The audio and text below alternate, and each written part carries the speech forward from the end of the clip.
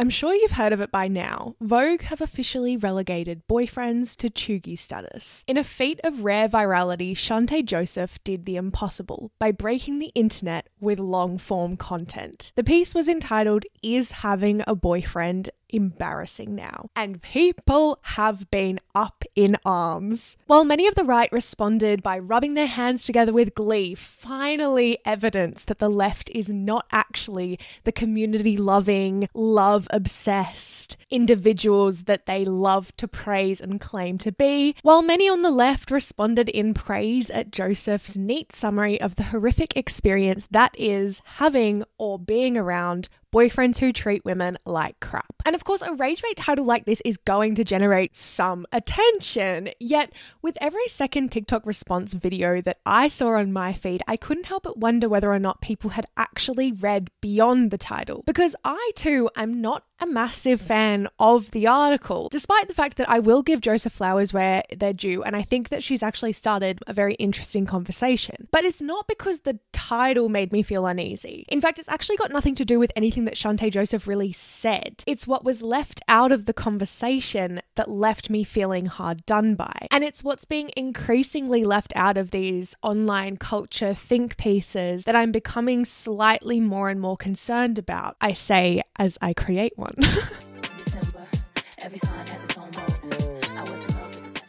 From the Diving Board is a show hosted by me, Charli Chats, dedicated to decoding digital culture by unpacking the hidden politics behind the screen.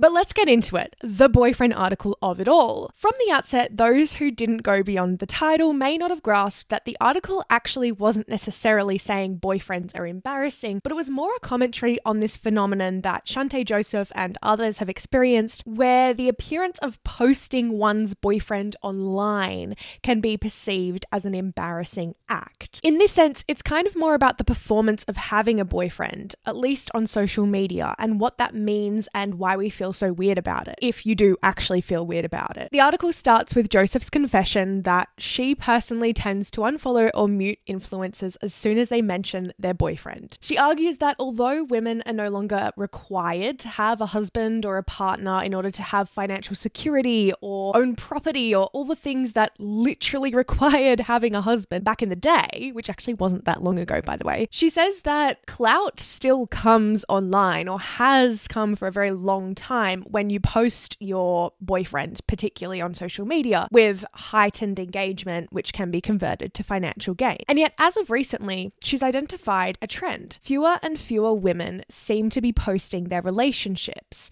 which she suggests is the result of women wanting to straddle two worlds.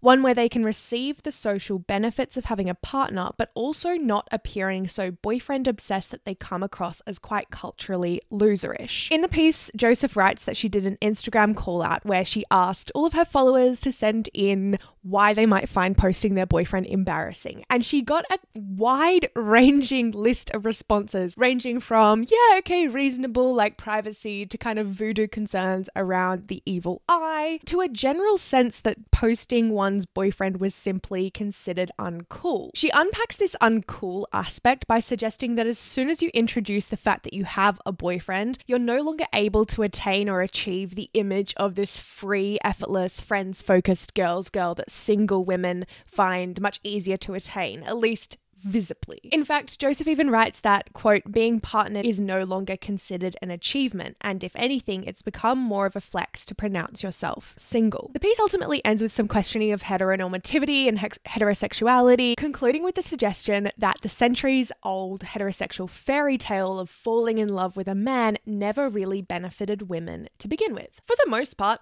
I kind of agree with this summary, but to make a distinction from the outset, I do think it's really important to highlight that the article didn't necessarily, or at least I found it quite tricky to identify in the article, when Joseph was talking about the appearance of posting one's relationship online and when she was simply talking about having a relationship with a man. And I do think that the lack of clarity around this, perhaps it was literally an intentional choice, but I think this is part of the reason why the conversation has grown so big. Yes, of course, the punchline, the headline is very catchy, and people are going to have varying reactions to that headline. It's almost like the Sydney Sweeney American Eagle ad where a healthy dose of uncertainty about the key message is going to generate significant discourse, partly because we're all kind of talking about different things here. But say we're trying to look at this article from the lens that dating men point blank is embarrassing and people, particularly women, are dissatisfied when dating men. That's actually not that groundbreaking of a take. In fact, the literature has consistently shown us that unmarried women without children tend to be happier than married women in straight relationships, that women in lesbian relationships are significantly happier than women in straight relationships, and even that single women are happier than single men. More and more research is also highlighting the growing divide in politics between young men and women, with a recent study covering 30 countries highlighting that Gen Z men and women are the most divided on gender equality comparative with any other generation. And year after year, I keep seeing studies highlighting the consistent gap in housework and care labor performed by women, even when women are the breadwinner in their relationship.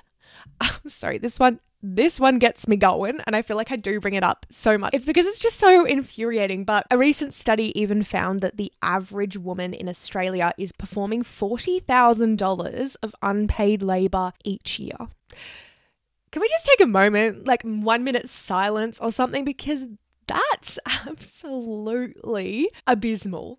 Abysmal is the only word I can think of. Like, it's just, what? It's crazy. It's absolutely crazy. The devaluation of all of the additional labor that women undertake and the care industry in general, etc., etc. Could talk about it for days. Emma Holton wrote an entire book on this, which I think I spoke about in one of my reading videos. I'm just wondering if it's even on my bookshelf. I don't think it is. Oh yeah, it is. Wow. I promise this wasn't planned. But it's called Deficit. Highly recommend the read. It's really, really good. And she goes into this, and I've tagged the heck out of it because Slay the Boots Down, she killed that. She ate with that. What is this podcast? I'm trying to talk about like capitalism and patriarchy, and then I'm like, slay the boots down. It's really undermining the overall vibe. Anyway, you guys get it. The girlies who get it, get it. But okay, in the face of all of this, a boyfriend who isn't pulling his weight or a boyfriend who's disrespecting his girlfriend obviously feels like a huge blow. So huge that the words, my boyfriend, may in fact entice you to click the mute button or unfollow, like Chanté Joseph said she did. There's certainly validity in resenting the appearance of centering one's life around a man and having a boyfriend, at least the appearance of that on social media, because so many women are dissatisfied in their heterosexual relationships because of all the reasons listed before. But if we're looking at the article, say, from a more performance lens, as if this performance of being single on social media has become this aspirational marker of independence, I think there's kind of another way that we can interpret the article and another angle that we can take from it. Take the party girl who listens to Brat on repeat, or the self-optimization woman who has a 5 to 9 before her 9 to 5 filled with well-being, fitness classes,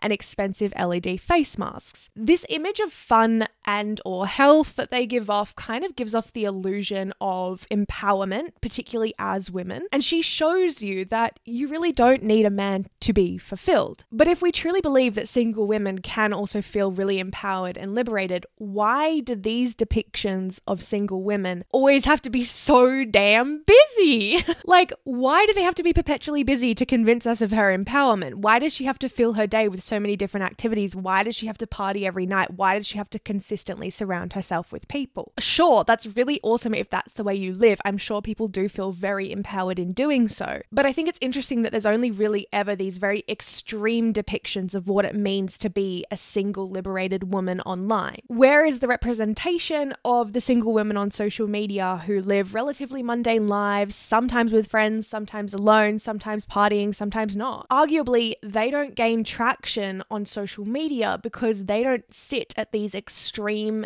representations of hyper independence that, let's face it, capitalism rewards women for sitting at. But I think both interpretations of the article do feed into each other, and they lead us to broader social discussions about structure and systems, which is obviously my bag. Except Joseph didn't mention this. These weren't really highlighted as the main crux of this issue. And I think personally, that's where I have a bit of a problem with the article. An article that could have really been this amazing Trojan horse to launch us into these really important discussions about social systems, social welfare, patriarchy, capitalism, didn't do that. And look, I'm not blaming Joseph for this. I totally understand. There is a time and a place for a lighthearted article. There is a time and a place to unpack a trend without having to go into capitalism and patriarchy. But I think sometimes it can lead us astray if they aren't specifically mentioned in certain contexts. And I also totally understand that, there may have been a number of other factors at play that prevented her from mentioning them. It's much more entertaining to read a lighthearted piece on Vogue than it might be to read something that makes you kind of depressed. It's also an increasingly conservative political landscape, so opening yourself up to unwarranted attention and criticism isn't something everyone is that keen on doing right now. All of these things are valid reasons for why these systems may not have been mentioned. But I think what's been really interesting is to critique now the discourse that's come out of it and not necessarily the article itself. I have noticed quite a surface level discussion of this article in a way that doesn't necessarily center some of these more important issues. And in some circles, it's more led to this kind of man-hating energy rather than an anti-patriarchy energy, which are two distinct things, but obviously very tricky to decipher when you're trying to post about something on TikTok. So anyway, I want to address all these things and see if we can continue this conversation beyond the article. And in no way am I saying here that her article was insufficient, inadequate, whatever, but I think this is a good launching pad to talk about the things that I personally have a very strong interest in, guys. Have you noticed? A girl loves a system or loves to hate a system. If it isn't already painfully clear by now, I have a particular gripe with conversations or think pieces that discuss culture but don't situate themselves in a systemic context. And I think as think pieces are becoming more and more commonplace, they are also, or at least I've noticed a trend where some of these conversations and a large number of these conversations are existing in almost this alternate reality from the system in which they occur. That was a really long-winded way of saying I personally think that sometimes it almost comes off like we're having this cultural conversation over here and politics and systems and structures like patriarchy and capitalism are over here as if they're mutually exclusive, when I would almost argue that it's more a Venn diagram with two circles, one larger circle being the system and the smaller circle inside it being culture, whether that's online culture or not. And I think a big reason for this is many would argue that you don't really need to constantly call out the system that's in question here or the system that's influencing the culture, that it's so abundantly clear that capitalism and patriarchy affect culture that it's not really necessary to constantly call it out. I have to say I fundamentally disagree, because naming systems of oppression is actually like one of the first foundational steps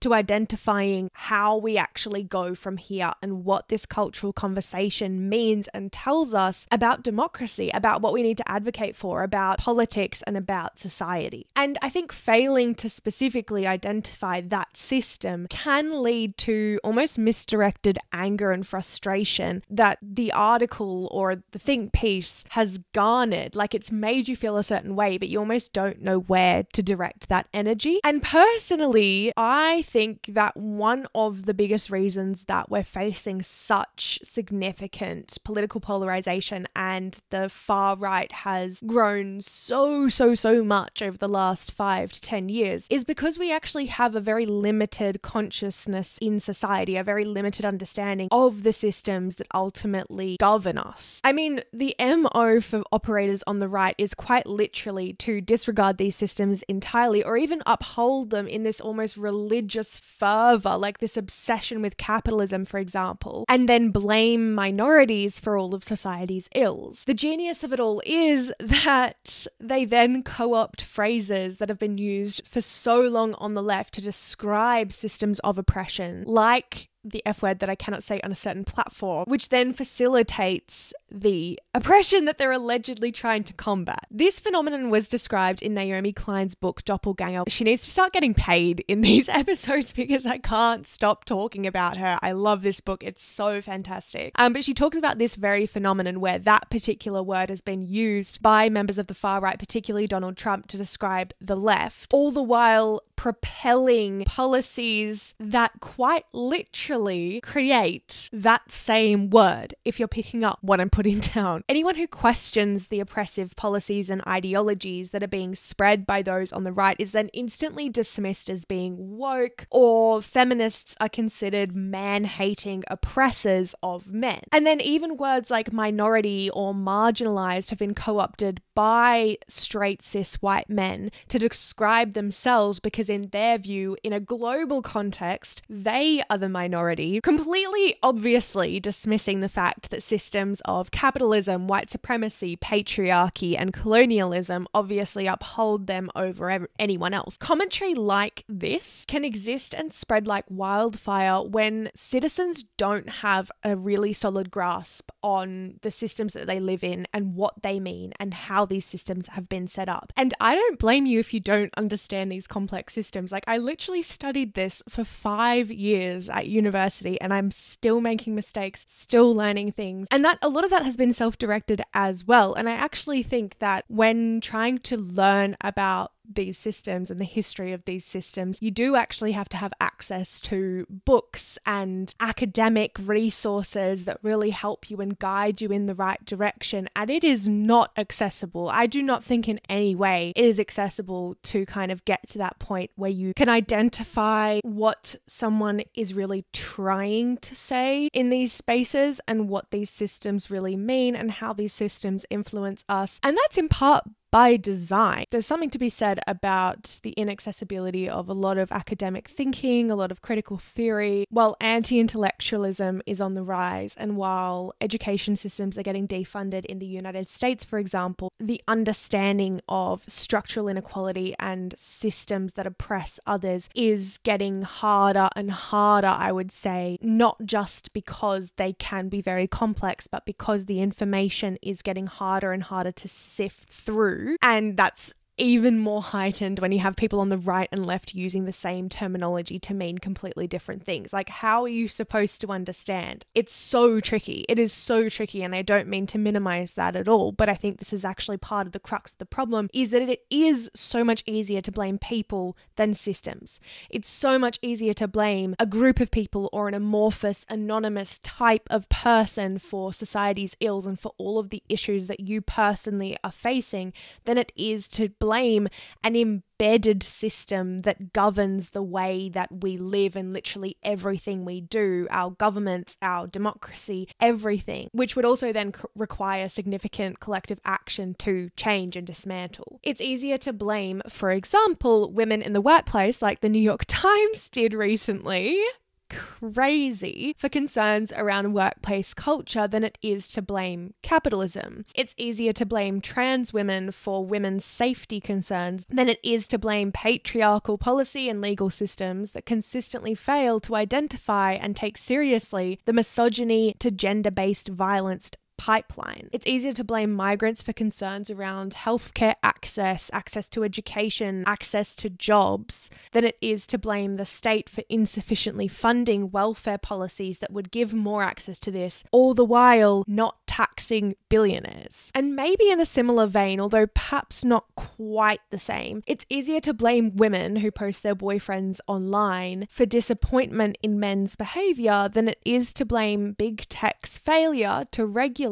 algorithms and echo chambers that feed into the manosphere. On this point, in a really interesting TikTok, highly recommend Louisa Munch, she highlights that perhaps this disdain for seeing women posting their boyfriends online is in part a response to the emphasis within the manosphere on the performance of masculinity or being a high value man, which she says necessarily involves subjugating a woman. Part of this performance is proving to the world your status as a man, which usually involves showing off your girlfriend or wife as someone that you have almost like dominated dominated. It's really all very weird, obviously. Munch suggests that women are rightfully pushing back from this narrative that their sole existence is to enable men to be high value, and hence rejecting sharing imagery of their own boyfriends so that they consciously are not perceived to be a part of this wider narrative. And she then calls this choice actually very self-aware, partly because while those who don't exist in spaces like the manosphere can understand quite clearly that love is not defined by what you post online, those who do exist in manosphere spaces unfortunately don't necessarily grasp this idea. But perhaps this issue is broader than the manosphere, which is really just a digital representation of the deeply entrenched misogynistic values that we as a society have had for many, many, many years. It doesn't seem too hyperbolic to me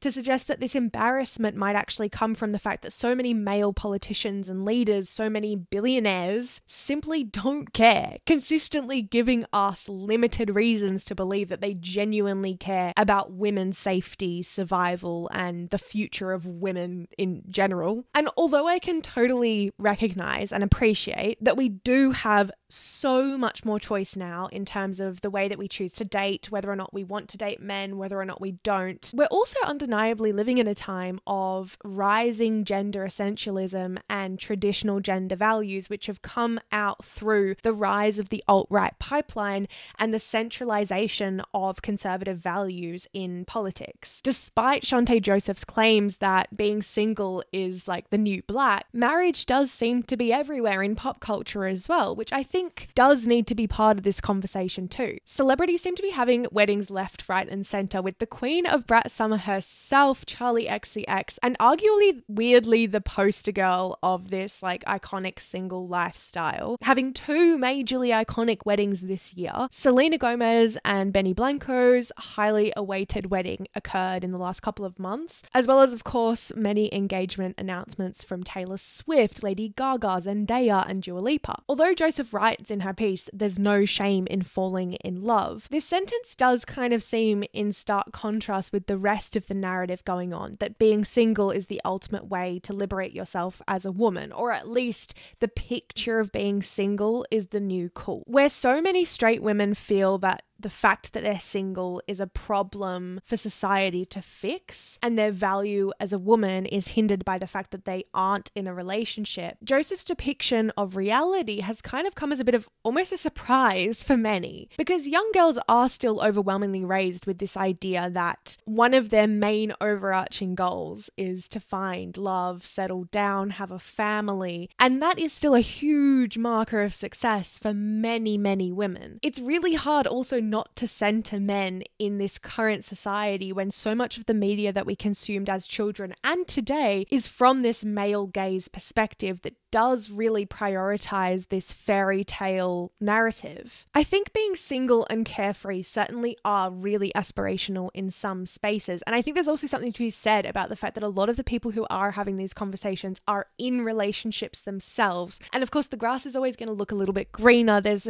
an effortless, carefree kind of nature and vibe to being single that isn't necessarily carried in the same way as being a relationship, which I guess is the crux of what Chanté Joseph is saying. Single straight women in their 20s are constantly also being set up with men, asked about their dating life, constantly as if the fact that they're single is a problem to be fixed. And I am so sorry to my single friends listening, because I am the worst for this. I'm always asking about the tea. I'm always asking about their dating lives. And honestly, I need to back off. Of course, it's fun and girly chats. You know, we love to hear all about it. But also, I do think there's this almost condescending nature that can come through sometimes, particularly when the question's being asked by someone in a relationship. It can feel almost like, oh, are you okay? Like, let's make sure that you can find someone. Let's make sure that you feel loved. There's a lot to unpack there, evidently. And from where I'm sitting, at least from my echo chambers and my perception distortion of reality. Not only is marriage everywhere in celebrity culture, for example, but concerns around population growth, for example, are leading to a rise in tradwife culture. This has been spoken about in many different contexts, but really fascinatingly, this idea of a concern around population growth as a mechanism to get out of economic recessions, for example, is almost leading to a broader discussion about women having more babies, women taking on the traditional gender roles, women being in the kitchen, and women's sole purpose as being reproduction, which is obviously regressing us significantly. And at the same time, gender-based violence is on the rise and not really being adequately addressed in many different parts of the world, Australia being one of them. These things aren't just because of the manosphere. As I said before, the manosphere is just an online kind of representation of the misogynistic values that already exist under patriarchy and have existed for so long when you have legal systems, public policy, and governance that was originally set up to prioritize men at the top. And in fact, for many of these reasons, women haven't just stopped posting their boyfriends, they've stopped dating them altogether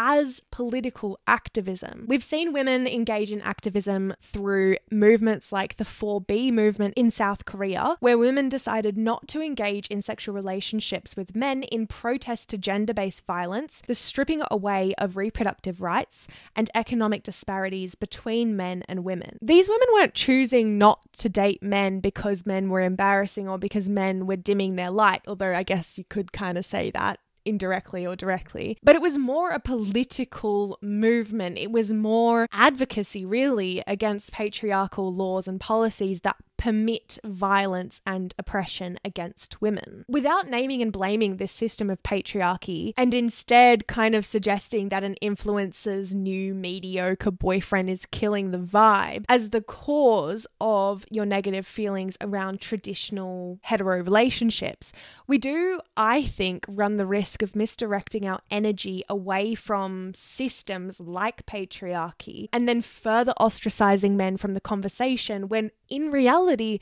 men would benefit from this conversation as well. This take might be a little bit radical, but I still really fundamentally believe in it because it goes back to my belief that we need to be harsh on systems rather than people, which is something that Chanel Contos, who's an activist here in Australia, has said. And I really think it's an important phrase and something that I really tried to live by. And my take is that it's always been easier to pronounce yourself as a man hater than it is to recognize that patriarchy subjects us all, except really only men at the top and billionaires, to varying degrees of oppression. And I will caveat there that we can be harsh on billionaires too. We can be harsh on billionaires because they basically could literally dismantle a system very, very easily, and we're seeing them do it in ways that aren't helping us. But maybe if we are approaching this conversation from the lens that sharing your boyfriend online is embarrassing and not necessarily having a boyfriend, it actually may speak more to capitalism than patriarchy. And it might have more to do with money than love. As I've kind of suggested from this personal branding perspective, I think that the ideal representation of the empowered 20-something-year-old woman is the self-optimized and fun diva. She's that girl. A girl who only needs herself, a girl who only needs her girlfriends, alongside an ever-changing wardrobe, new skincare, perpetually trips away makeup, fitness regimes as well. She's iconic, hot, and really branded through this image of what it means to be for the girls. Interestingly, I don't even think she necessarily has to actually act in this way offline. It's all very much a digital representation of what these concepts mean. And I think this is partly because on social media, where algorithms are consistently narrowing our digital identities and our identities offline as well, through the outfits that we wear, the makeup we wear, the things that we do, the way we speak, the activities that we share online, it's possible that women aren't sharing their boyfriends simply because they don't fit this overarching aesthetic which is trending right now. And I may even go as far as arguing that this overarching aesthetic is the aesthetic of consumerism and capitalism, and not necessarily the aesthetic of love, community, and connection. In Bell Hooks' famous book, All About Love, she writes that the modern capitalist world has encouraged us to find the good life in the accumulation of things and materialistic desires rather than in connection and community. And she continues to say, quote, "In keeping with this shift in society from a people-oriented to thing-oriented society, the rich and famous, particularly movie stars and singers, began to be seen as the only relevant cultural icons." Further on, she kind of discusses this hypothetical mother who's living in poverty under extreme capitalism. And she writes, quote, "Love is not a topic she thinks about. Her life has been categorized by a lack of love. She's found it makes life easier when she hardens her heart and turns her attention toward more attainable goals, like acquiring shelter and food, making ends meet, and finding ways to satisfy desires for little material luxuries." I was going to say silly little luxury. That's crazy. Thinking about love simply causes her pain. And then she goes on to kind of like the crux of it all. I keep saying that. I've noticed in these episodes I really get hooked on words, and it's really frustrating to edit because I'm like, oh no, she's just said that 17 times. That's going to be interesting to listen to. But anyway, Bell Hooks then goes on to write that capitalism has created a culture of greed, one where worship of money and acquisition is valued more than human love and connection, because we've been sold this idea that the pursuit of attainment of wealth is going to compensate for all emotional lack. Despite how many times someone says money's not going to make you happy, we still fundamentally believe that it will. And that's a whole conversation in itself. Obviously, Maslow's hierarchy of needs, da-da-da-da-da. But maybe if we take this idea back to the article and back to this notion of boyfriends and posting them online, maybe boyfriends don't sell. The image of boyfriends isn't necessarily obsessed over right now because they remind us of the thing that we're trying to run from and mask by chasing wealth and money, which is love. And to quickly jump in and caveat here, I think that also there's something to be said about not just romantic love, but platonic love being deeply craved right now. And I've done a whole video on that, and also Gen Z's kind of prioritization of platonic love over romantic love, which actually could go almost hand in hand with this conversation and would be a really interesting angle. I just have already spoken about it, so I wasn't gonna drop it again, but you know what I mean. I'll leave the link of that video below. I also have this unfinished thought that would be cool if one of you guys could finish it for me, because I can't really figure out where it's going. But I definitely think there's something to be said about, like, okay, Vogue is publishing this article. Vogue is constantly trying to sell us what's in fashion from this very beauty industry, fashion industry perspective, i.e. highly capitalist, highly consumerist. And also on social media, these depictions of like an empowered single woman, as I've mentioned, are usually these kind of party girls, or these 5 to 9 before their 9 to 5 health queens, which in themselves often lend themselves very easily to product placement, because you have got this very clear personal branding that you can market to a company and be like, hey, this is me, send me stuff. Or like, I can advertise your stuff really well because I fit this brand really well. And I think obviously brands are trying to show you that your life will be better, your life will be more fulfilled, you'll be healthier, happier, more empowered if you buy their product. And it's only the product that you need to buy to make you empowered. It's not a relationship, it's not love, it's not friends, da-da-da. And do you see where I'm trying to take this thought? I just like can't finish it off. It's like brands almost want the aesthetic of a single woman, because that if that single woman is like wearing the thing or using the thing and she looks really empowered and she doesn't need a relationship to make her feel good. It's so frustrating when I can't figure out a thought. I'm leaving this in here. You guys can finish it off. I don't know. There's something to be said, and I feel like you guys are so much more eloquent, so please help me out here. Help a girl out. And I mean, obviously, you're totally welcome to disagree with me. I know many will. I know many I found this article really liberating and empowering, and I do think it's really nice to see representation of women saying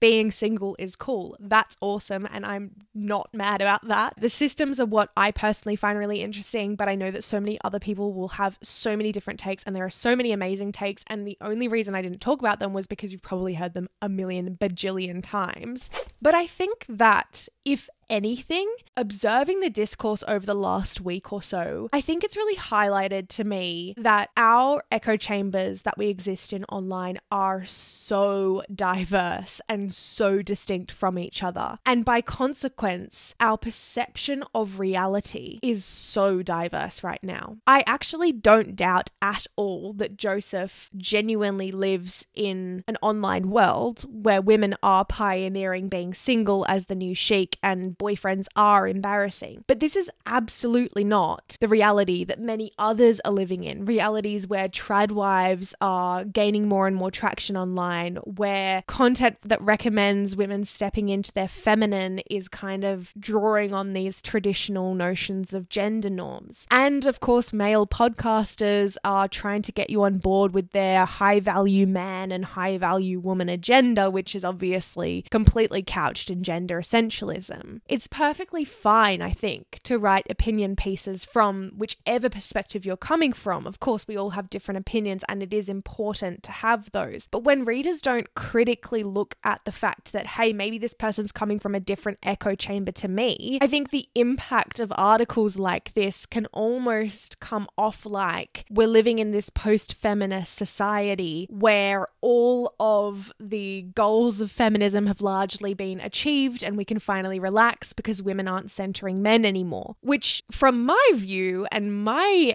vantage point is absolutely not what our political landscape is showing us. And as policies which were originally designed to protect the safety and liberation of women and girls all over the world are being drawn back by major players and abolished, I think it's fair to be slightly disheartened by this take. As always, I'm really excited to hear your thoughts on this one. I know this conversation has been had so many times and I hope it wasn't annoying to hear it again. Anyway guys, love you so much. Thank you so much for tuning in and I will see you in my next episode. As always, my DMs are always open on Instagram at From the Diving Board.